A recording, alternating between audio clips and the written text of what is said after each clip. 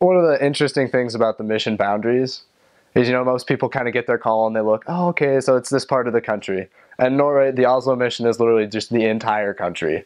It's all of it from, the very south tip of Norway all the way up to like the highest point on continental Europe. Like, it's ridiculous. And then even then you can look up and there's this like tiny island near the North Pole that the mission covers. So it's just it's a little weird. There's like one family up there that kind of Skypes into church at one of the northern branches. And so, you just kind of get that feeling like this mission's huge. Like, there's missionaries all over the entire country. When I was there, I think we hit a low point of like 50 missionaries. So for the entire country of Norway, you're pretty spread out. I remember there was one time where the closest missionaries to us were like a half-hour plane flight away. We had district meetings over Skype, and that was the first time I was district leader too. I'm trying to lead district meetings with these 4 other missionaries over Skype.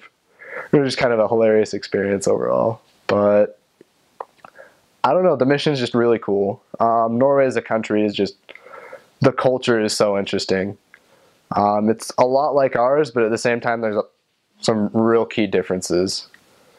I'd say the people overall are just a lot quieter.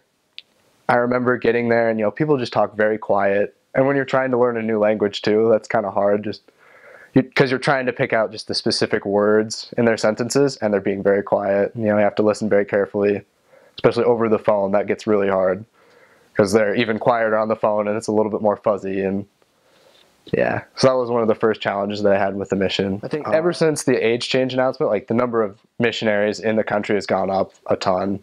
I think we're upwards of like 120 now. I know it was going way up when I barely left. We were getting all this, especially the sister missionaries coming out. For the most part, what we tried to do in Norway is we tried to work with the members a lot.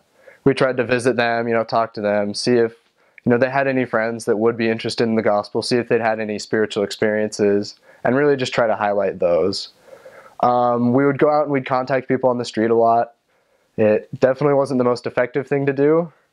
And Norwegian, especially for Norwegians, it's kind of hard just because they really don't like talking to people just kind of out of the blue.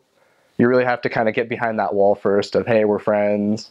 I know you from this and this. You need a connection almost, just to kind of talk to them on the street. But at the same time, it worked.